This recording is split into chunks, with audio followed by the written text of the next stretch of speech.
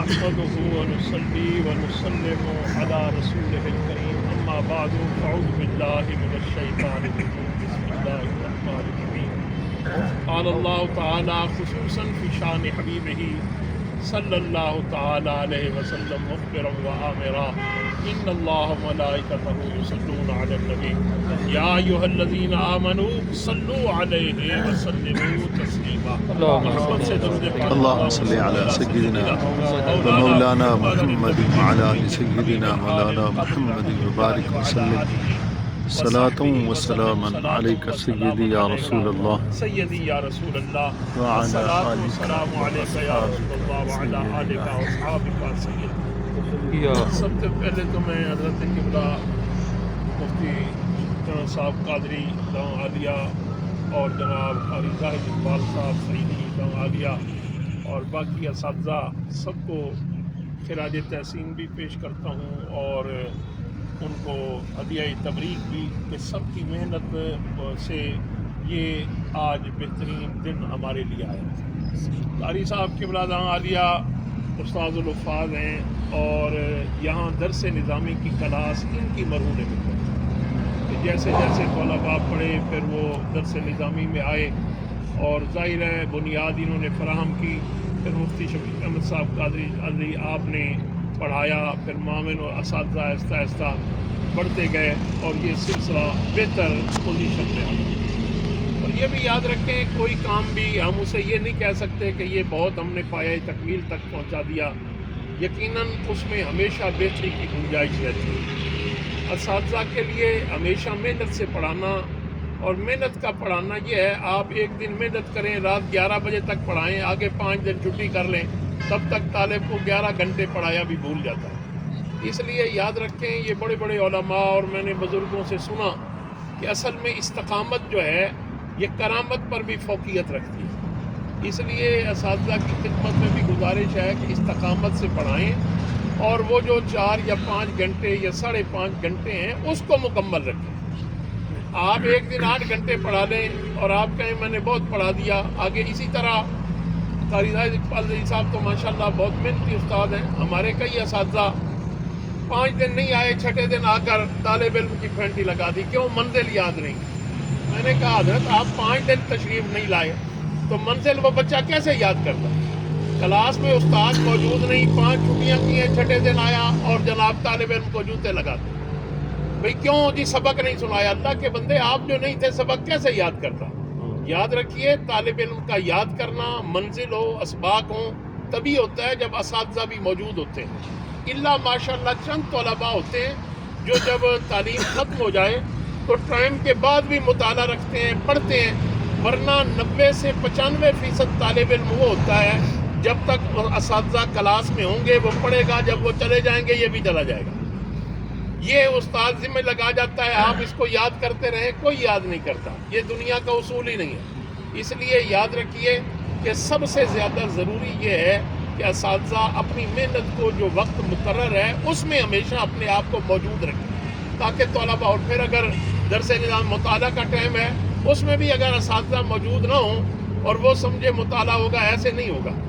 استاد تشریف نہیں لائے، مثال کے طور پر 7 بجے سے 10 ٹائم رکھا تھا، استاد آئے 10 بجے، بچے ادھر ادھر ہیں، آ کر پھینٹی لگا دی کہ آپ کیوں نہیں بیٹھے ہوئے؟ بھئی اللہ کے بندے جب استاد موجود نہیں ہے تو طالب علم کیسے بیٹھا رہے؟ تو بہرحال یہ ضمناً میں نے تذکرہ کیا کہ اساتذہ کے لیے بھی مزید محنت کریں اور یہ جو طلباء ہیں یہ بھی اسی وقت کامیاب ہو پائیں گے جب اپنی محنت کو جاری رکھیں۔ یہ جو دین کا علم ہے نا جی، یہ بہت ہی پاکیزہ علم ہے اور اس میں اپنے کردار کی پاکیزگی بھی بہت ضروری ہے۔ اگر ہمارا اپنا کردار اچھا، میں اور آپ سب اپنے اپنے کردار سے واقف ہیں، کسی کو کچھ بتانا نہیں پڑتا، لیکن کیفیت یہ ہوتی ہے کہ میری اپنی کیا کیفیت ہے میں جانتا ہوں، پھر بھی یہ چاہتا ہوں لوگ مجھے غوث سمجھیں، وہ سمجھیں بڑا کتب وقت ہے اور بڑا ہی نیک آدمی ہے۔ یاد رکھیں میں جو کچھ ہوں میں اسے جانتا ہوں، تو اس لیے ہم اپنے آپ کو اوور نہ کریں، جتنا ہیں اتنا ہی سمجھیں۔ اکثر اوقات ہمارے ہاں ہوتا یہ ہے کہ اساتذہ ہیں، حفاظ ہیں، امام ہیں، اپنے مقام کو بڑا اونچا کر لیتے ہیں اور پھر اس کے بعد سمجھتے ہیں میری بے ادبی ہو گئی، میری توہین ہو گئی۔ اللہ کے بندے کس بات کی توہین ہے؟ یاد رکھیے دین کے لیے مشکل آتی ہے، دین مشکلات کا نام ہے، اور یہ کہ کوئی نہیں کہتا، آپ کو عالم دین نہیں کہے گا کہ دین پڑھنے میں نری آسانی ہے، کچھ بھی نہیں ہے. نہیں، دین تو حدیث پاک میں ہے کہ دین مسافری سے آتا ہے. آپ کو گھر چھوڑنا پڑتا ہے، آپ تو جب گھر بھی چھوڑا، پڑھا بھی صحیح، پھر اپنے کردار کی بھی حفاظت کریں. یاد رکھیں میرا یہ تجربہ ہے، اگر آپ چاہتے ہیں اساتذہ ہماری عزت کریں تو اپنی نگاہوں کو پاکیزہ رکھیں، اپنے کردار کو اچھا رکھیں. طالب علم زندگی میں جہاں بھی چلا جائے گا ہمیشہ آپ کے ساتھ رہے گا. اور اگر آپ کے میرے اندر پاکیزگی نہیں ہے، میں نے 100 طالب علم کو پڑھایا، کوئی بھی مجھے جب بالغ ہوتا ہے، بڑا ہوتا ہے، کہیں چلا جاتا ہے، اس کے دل میں ایسے ایسے وسوسے رہ جاتے ہیں کہ وہ پھر مجھے ملنا بھی گوارا نہیں کرتا. تو ہمیں اساتذہ کو، طلباء کو اپنے کردار کو بھی پاکیزہ رکھنا ہے. دین ایک پاکیزگی کا نام ہے، تو جتنے ہم پاکیزہ ہوں گے دین کی سوجھ بوجھ بھی بڑھے گی اور اتنا ہی دین کو فائدہ بھی ہوگا. ایک متقی پرہیزگار آدمی کا تبلیغ کرنا یہ اور ایک بے عمل کا تبلیغ کرنا، اس میں زمین و آسمان کا فرق ہے. جب انسان کے اندر خود خیر اور بھلائی ہوتی ہے تو اس کی بات میں بھی اثر ہوتا ہے. اس لیے جو طلباء اب پڑھ رہے ہیں، جنہوں نے آخری سال پڑھا، ان کو چاہیے، ان کے لیے بھی آپ یہ نہ دیکھیں کہ میرا عمل کیا ہے، اس لیے کہ اس سے حضرت سعدی رحمۃ اللہ علیہ کا کوئی دانا بیٹھا تھا اور اس کا بیٹا بھی پاس تھا، تو اس نے کسی کی شکایت کی کہ یہ تقریریں تو بڑی اچھی کرتا ہے، اپنا حال اس کا یہ ہے. تو انہوں نے دانا نے کہا بیٹا اچھی بات اگر دیوار پر بھی لکھی ہو تو اس کو اس سے فائدہ اٹھاؤ. تو یہ بعض اوقات یہ بھی ہوتا ہے کہ ہم دیکھتے ہیں اس کا کردار کیا ہے، کردار دیکھتے رہتے ہیں، جو اس نے کہا وہ ادھر سے سن کر ادھر. یاد رکھیں جو اچھی بات ہے وہ دیوار پر بھی لکھی ہو، دیوار عمل تو نہیں کرتی، معنی اس کا یہ ہے، لیکن دیوار پر اچھی بات لکھی ہوئی ہے تو اس سے بھی استفادہ کریں. اچھائی کے معاملے میں جہاں سے اچھی بات ملے، علم کی بات ہو، اس کو حاصل کرنے کی کوشش کریں. تو یہ ضمناً میں نے ذکر کر دیا کہ آج اور وہ بچے بھی لائق تحسین ہیں جنہوں نے قرآن پاک کا ترجمہ پڑھ لیا، لیکن ترجمہ پڑھا ہے، ابھی اس کی تفسیر، اس کے احکامات، اس کے لیے آپ کے پاس کئی برس ہیں. جو پڑھا اس پر اگر ہمیں عمل کر لیں تو انشاءاللہ ہماری زندگیوں میں انقلاب آ جائے گا، اور پھر ہماری زبان میں بھی اللہ اثر پیدا فرما دے گا.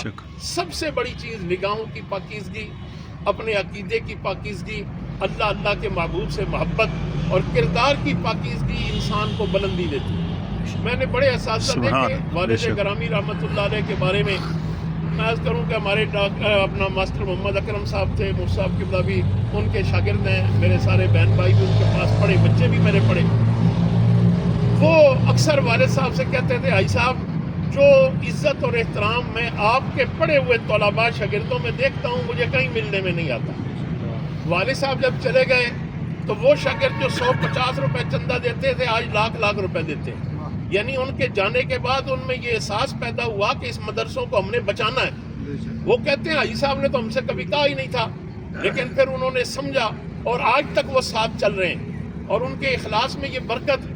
تو میں اس نتیجے پر پہنچا کہ کردار کی پاکیزگی ہو تو طلباء ہمیشہ ساتھ رہتے ہیں. بے شک. اور انہوں نے کیا پڑھایا؟ ناظرہ قرآن پاک پڑھایا، اور جنہوں نے ان سے پڑھا وہ دنیا سے چلے گئے، ان کی اولاد آ گئی اور خود بھی وہ دنیا سے چلے گئے، ہم آ گئے. انہوں نے نہ ہم سے پڑھا نہ والد صاحب سے پڑھا، ان کے والد نے والد صاحب سے پڑھا یا ان کی والدہ نے والد صاحب سے پڑھا، لیکن اولاد میں بھی آج تک ان کا احترام ہی نہیں، ہمارا بھی احترام باقی ہے. بڑے بڑے نامور حاج خورشید احمد صاحب، نعت خان اور بڑے بڑے لوگ جو تھے انہوں نے، اور جنہوں نے پڑھا، خورشید صاحب کی آپ کو بات بتاؤ، بڑے نعت خان تھے، ٹائم نہیں ہوتا تھا. ان کے بھائی شفیق صاحب تشریف لا گئے. ایک دن میں بیٹھا تھا، وہ حاج خورشید احمد صاحب کے شاگرد ہیں. حاج خورشید احمد رحمانی صاحب نے نعت بھی والد صاحب سے سیکھی، قرآن پاک بھی والد صاحب سے پڑھا. پھر اللہ نے ان کو اتنا مقام دیا، صدارتی ایوارڈ بھی لیے. تو رحیم یار خان میں ہم نے بلاک نمبر 1 اسکول میں عید والد صاحب نے شروع کرائی، اور ان سے کہا کہ رمضان شریف کی عید آپ نے یہیں پڑھنی ہے. نعت خان کے بڑے لوگ آتے تھے. تو ایک دن وہ خود فرمانے لگے کہ مجھے والدہ نے کہا بیٹا ماں باپ آپ کے یہاں ہیں اور آپ وہاں جاتے ہیں. تو والد صاحب نے کہا کہ میرے ایک والد یہاں کراچی میں ہیں اور ایک رحیم یار خان میں، لہٰذا ایک عید ان کے پاس گزارتا ہوں، ایک آپ کے پاس گزارتا ہوں. اور وہ شفیق صاحب کہتے ہیں کہ ایک دن استاد صاحب کا فون آیا تو خورشید صاحب کے ہاتھ میں ڈائری تھی. انہوں نے کہا مطلب پہلے فون کیا کہ فلاں فلاں تاریخیں چاہیے ہیں، دیکھو یہ 2-3 تاریخیں خالی ہیں.